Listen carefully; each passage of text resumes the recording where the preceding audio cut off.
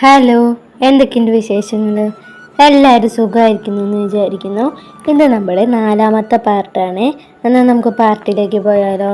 എല്ലാവരും സബ്സ്ക്രൈബ് ചെയ്ത് സപ്പോർട്ട് ചെയ്യാനും ലൈക്ക് ചെയ്യാനും കമൻ്റ് ഇടാനും മറക്കരുത് കേട്ടോ. എന്നാൽ നമുക്ക് സ്റ്റോറിയിലേക്ക് പോവാം. അതെന്ത് ചേച്ചി അവിടെ? സ്ഥിരം അടിപിടി തന്നെയായിരിക്കും അതത്തൻ്റെ. ഇവനൊരു പണിയില്ലെന്തോ? അവൾ നിസാര മട്ടിൽ പറഞ്ഞ ചന്തുവിൻ്റെ കയ്യും പിടിച്ച് മുന്നോട്ട് നടന്നു. അയ്യോ, ദത്തൻ എൻ്റെ ഭർത്താവാണല്ലോ, ഞാനത് മറന്നു. അടുത്ത നിമിഷം അവൾ ചന്തുവിൻ്റെ കൈയും പിടിച്ച് ആൾക്കൂട്ടത്തിനിടയിലേക്ക് ഓടി. ചുറ്റും കൂടിയവരെ വകഞ്ഞു മാറ്റി മുന്നിലേക്ക് എത്തിയതും അവൾ ഒന്ന് ഞെട്ടി. ഒരാളെ അടിച്ച് പഞ്ചറാക്കുന്ന ദത്തൻ. അടി കൊള്ളുന്നവൻ ചാവാറായ അവസ്ഥയിലാണ്. ഒരു നിമിഷം അത് വർണ്ണ എന്തു ചെയ്യണമെന്നറിയാതെ പകച്ചു നിന്നു. ചേച്ചി, അത് ദത്തേട്ടനല്ലേ? ദത്തേട്ടാ! ചന്തു വർണ്ണയുടെ കൈ വിട്ട് അവൻ്റെ അരികിലേക്ക് ഓടി. ചന്തു, വേണ്ട, അങ്ങോട്ട് പോവണ്ട. ദത്തൻ പെട്ടെന്നുള്ള ദേഷ്യത്തിൽ ചന്തുവിനെ എന്തെങ്കിലും പറയുമായി എന്ന് കരുതി അവൻ്റെ പിന്നാലെ വർണ്ണയെ ഓടി.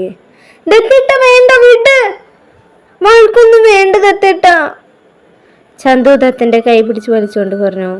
ചന്തു, നീ മാറി നിൽക്ക, ഇതിൻ്റെ ഇടയിലേക്ക് വരണ്ട. അടിക്കുന്നതിൻ്റെ ഇടയിലായി ദത്തൻ പറഞ്ഞു. ചേച്ചി പറ, ദത്തനോട് അടിക്കണ്ടെന്ന് പറ. ചന്തു പറഞ്ഞേ നോക്കി പറഞ്ഞു. അവൾ ചന്തുവിനെ പിടിച്ചു വലിച്ച് ദത്തൻ്റെ അരികിൽ നിന്ന് മാറ്റി നിർത്തി. ദത്ത, മതി, നിർത്ത്. വർണ്ണ ദത്തൻ്റെ കയ്യിൽ പിടിച്ച് ഉറക്കിയല്ലെറിയതും അയാളെ ചവിട്ടാനായി ഉയർത്തിയ ദത്തൻ്റെ കാൽ നിശ്ചലമായി. ഡാ, നിന്നെ ഞാൻ! താഴെ കിടക്കുന്ന ആൾ അലറിക്കൊണ്ട് എണീറ്റതും ദത്തൻ വീണ്ടും അയാൾക്ക് നേരെ നടന്നു. ദത്ത, നിന്നോടില്ല വേണ്ടാന്ന് പറഞ്ഞേ. അപ്പോഴേക്കും ദത്തൻ്റെ ദേഷ്യം അടങ്ങിയിരുന്നില്ല. അവൻ്റെ കണ്ണുകളിൽ പടർന്നിരുന്ന ദേഷ്യത്തിൻ്റെ ചുവപ്പ് വർണ്ണയെയും ഭയപ്പെടുത്തിയിരുന്നു. മതിടാ, നിർത്ത്, ഇനി നീ തല്ലിയ ദേഷ്യമോ ചാവും. അവൻ്റെ കൂട്ടുകാരൻ അവനെ പിടിച്ചു വലിച്ച് ഒരു കടയുടെ മുന്നിൽ കൊണ്ടുവന്നിരുത്തി. ഇതിനുള്ളത് ഞാൻ നിനക്ക് തിരിച്ചു തന്നിരിക്കും ദത്ത.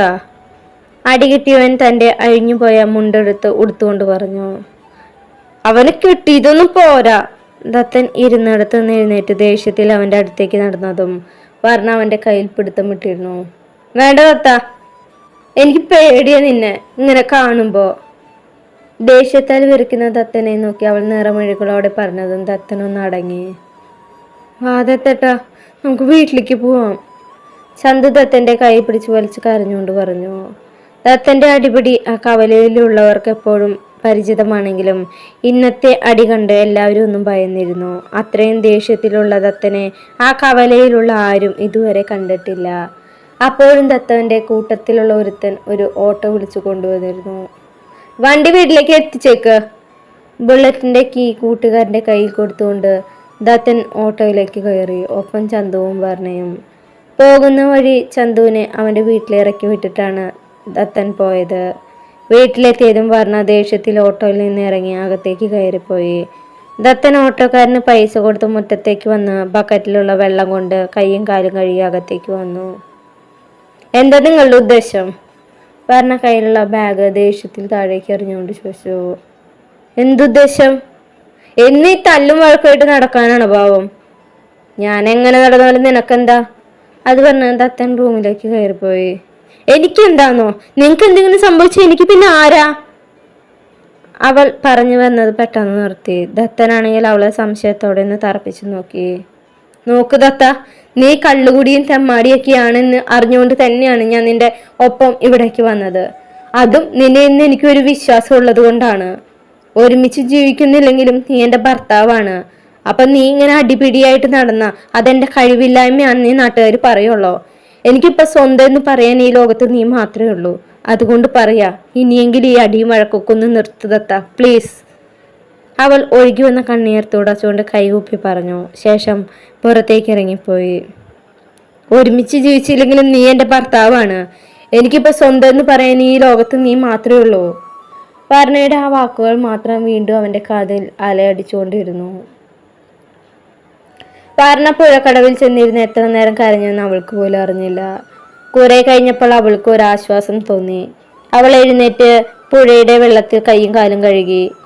അപ്പോഴാണ് വേലിക്കരികിൽ നിന്ന് ആരോ വിളിച്ചത്. അവൾ നോക്കിയപ്പോൾ അപ്പുറത്തെ വീട്ടിലെ കേശവേട്ടനാണ്. അവൾ ഒരു സംശയത്തോടെ അവിടേക്ക് വന്നു. കുറച്ച് ഉണ്ണിയപ്പാണ്, കയ്യിലുള്ള പൊതി നീട്ടിക്കൊണ്ട് അയാൾ പറഞ്ഞു. വരണ ഒരു പുഞ്ചിരിയോടെ അത് വാങ്ങി. മോളെ, ഞാനൊരു കാര്യം പറഞ്ഞു, ഒന്നും തോന്നരുത്, അയാൾ ചെറിയ മടിയോടെ പറഞ്ഞു. എന്താ ചേട്ടാ കാര്യം? അത് പിന്നെ ഇന്ന് കവലയിൽ നടന്ന അടിയുടെ പേരിൽ മോള് ദത്തനെ വഴക്ക് പറയുകയോ കുറ്റപ്പെടുത്തുകയോ ചെയ്യരുത്. അവൻ ഇന്ന് കവലയിൽ വെച്ചുണ്ടാക്കിയത് വഴക്കല്ല പറയണ്ടേ, ഒരു പേരവടി വെട്ടി 2 കൊടുക്കുക ചെയ്യണ്ടേ. എൻ്റെ സ്വഭാവം അവൻ അറിയില്ല. അവൾ പറയുന്ന കേട്ട് അയാൾ ചിരിച്ചു. അവൻ അടിയുണ്ടാക്കിയത് തെറ്റ് തന്നെയാണ്, പക്ഷെ അവന് പകരാണെങ്കിൽ ആരാണെങ്കിലും അങ്ങനെ പറയുള്ളൂ. സ്വന്തം ഭാര്യയുടെ ഒരു രാത്രിയിലെ റേറ്റ് എത്രയാന്ന് ചോദിച്ചു എന്നിട്ട് അവൻ 2 കൊടുത്തില്ലെങ്കിലല്ലേ അത്ഭുതമുള്ളോ? ചേട്ടൻ എന്തൊക്കെയാ പറയണേ? അവനെ ന്യായീകരിക്കാൻ ശ്രമിച്ചാലും അവൻ ചെയ്തത് തെറ്റാണ്. വല്ലവന്മാർക്കും വേണ്ടി അവൻ എന്തിനാ ഈ അടിപിടിക്ക് പോണേ? ഭാര്യയ്ക്ക് വേണ്ടിയാണ് പോലും. അയ്യോ, അവൻ്റെ ഭാര്യ പറഞ്ഞ അത് ഞാനാണല്ലോ. ഞാൻ ആ കാര്യം മറന്നു. അപ്പൊ എൻ്റെ പേരിലാണോ അവിടെ വഴക്ക് കിടന്ന്? കാരണം അന്തം വിട്ടു നിൽക്കുന്ന കേശവേട്ടനെ നോക്കി ചോദിച്ചു. കിളികൾ പറന്നുപോയ കേശവേട്ടൻ ഒന്ന് തലയാട്ടി. ഏത് കേട്ടോളയാണ് എൻ്റെ രാത്രിയിലെ റേറ്റ് ചോദിച്ചത്? അവനിട്ട് 2 കൊടുത്തിട്ട് തന്നെ കാര്യം. ഇനി മോളായിട്ട് കൊടുക്കാൻ നിൽക്കണ്ട. അവനുള്ളത് മുതലും പലിശയൊക്കെ ചേർത്ത് ദത്തം കൊടുത്തിട്ടുണ്ട്. ഈ സംഭവങ്ങൾ നടക്കുമ്പോൾ ഞാനും കവലയിലുണ്ട്. ചേട്ടനിത് കുറച്ചു മുമ്പ് പറയായിരുന്നില്ലേ? ഞാൻ എൻ്റെ വായി തോന്നിയതെല്ലാം ദത്തനെ പറഞ്ഞു. പാവം, ഞാൻ പറയുന്നൊന്നും കേട്ടുമുണ്ടാതെ നിന്നുള്ളൂ. അപ്പൊ നാട്ടുകാരെ വിറപ്പിക്കുന്ന ദത്തൻ സ്വന്തം ഭാര്യയുടെ മുന്നിൽ പൂച്ചക്കുട്ടിയാണല്ലേ? കേശവേട്ടൻ ചിരിയോടെ പറഞ്ഞ് അകത്തേക്ക് പോയി. ഒന്നാലോചിച്ചപ്പോൾ അത് ശരിയാണെന്ന് വർണ്ണയ്ക്ക് തോന്നി. ചില കാര്യങ്ങളിലൊക്കെ വെറുതെ വഴക്കിടുമെങ്കിലും അവൻ ശരിക്കും ഒരു പാവാണ്. അവൾ പാത്രവുമായി ഉമ്മറത്തേക്ക് നടന്നു വന്നപ്പോൾ ദത്തനും കൂട്ടുകാരനും തിണ്ണയിലിരുന്ന് എന്തോ സംസാരിക്കുന്നുണ്ട്. മുറ്റത്ത് വണ്ടിയിലിരിക്കുന്നത് കണ്ടപ്പോൾ കൂട്ടുകാരൻ വണ്ടി കൊണ്ടു തരാമെന്നാണെന്ന് അവൾക്ക് മനസ്സിലായി. വർണ്ണയെ കണ്ടതും അയാൾ ഒരു പരുങ്ങലോടെ ചെയറിൽ നിന്ന് എണീറ്റു. താൻ വന്നത് വർണ്ണയ്ക്ക് ഇഷ്ടപ്പെട്ടില്ലെങ്കിലോ എന്ന് കരുതിയാണ് അങ്ങനെ ചെയ്തത്. ചേട്ടപ്പ വന്നു? അവൾ മനോഹരമായി ഒന്ന് പുഞ്ചിരിച്ചുകൊണ്ട് ചോദിച്ചു. ഞാനിപ്പോൾ വന്നേ ഉള്ളൂ, അയാൾ ഞെട്ടലോടെ പറഞ്ഞു. ദത്തൻ്റെ അവസ്ഥ ഏറെക്കുറെ അത് തന്നെയായിരുന്നു. ഇത്ര നേരം തന്നെ കടിച്ചു കയറാൻ വന്നവൾ ഇപ്പോൾ സമാധാനത്തിൻ്റെ വെള്ളരി പറവായി മാറിയിരിക്കുന്നു. ചേട്ട ഇരിക്കി, എന്തിനാണ് ഈറ്റ് വെക്കണേ? അത് പറഞ്ഞു വർണ്ണ അകത്തേക്ക് കയറിപ്പോയി. എന്താ, എനിക്ക് വട്ടായതാണോ അതോ അവൾക്ക് വട്ടായതാണോ? ദത്തൻ സ്വയം ഒന്ന് നുള്ളിക്കൊണ്ട് ചോദിച്ചു. എനിക്കൊന്നും മനസ്സിലാവുന്നില്ലടാ. All the dreams like a twinkle stars, the twinkle stars like. തിളക്കത്തിൽ കഞ്ചാവടിച്ച് ദിലീപ് പറയുന്ന പോലെ അയാൾ പറഞ്ഞു. അകത്തേക്ക് പോയ വർണ്ണ ഒരു പ്ലേറ്റ് എടുത്ത് കേശവേട്ടൻ തന്ന ഉണ്ണിയപ്പം അതിലാക്കി. എനിക്ക് വേണ്ടി തല്ലുണ്ടാക്കി ക്ഷീണിച്ചു വന്നല്ലേ, കുറച്ച് സ്നേഹത്തോടെ പെരുമാറിയേക്കാം. അവൾ പ്ലേറ്റ് എടുത്ത് ഉമ്മറത്തേക്ക് നടന്നു. ദത്തൻ്റെ കൂട്ടുകാരൻ ഇറങ്ങാൻ നിൽക്കുകയായിരുന്നു. വർണ്ണ ഒരു പുഞ്ചിരിയോടെ അവർക്ക് മുമ്പിൽ പ്ലേറ്റ് കൊണ്ടുവന്ന് വെച്ചു. അത് കണ്ട് ദത്തനും കൂട്ടുകാരനും തലയിലെ ബാക്കി കളികളെല്ലാം എവിടേക്കോ പറന്നു പോയിരുന്നു. എന്താ ചേട്ടൻ ഇങ്ങനെ നോക്കിയിരിക്കണേ? എടുത്ത് കഴിക്കേ. അയാൾ വേണ്ടയോ വേണോ എന്ന രീതിയിൽ ഉണ്ണിയപ്പം എടുത്ത് കഴിച്ചു. എന്നാ ഞാൻ ഇറങ്ങട്ടെ ദത്ത? പെങ്ങളെ, ഞാൻ ഇറങ്ങട്ടാ. അത് പറഞ്ഞ അയാൾ മുറ്റത്തേക്ക് ഇറങ്ങി. നിക്കടാ, ഞാൻ ആ കവലയിലേക്ക് ആക്കിത്തരാം.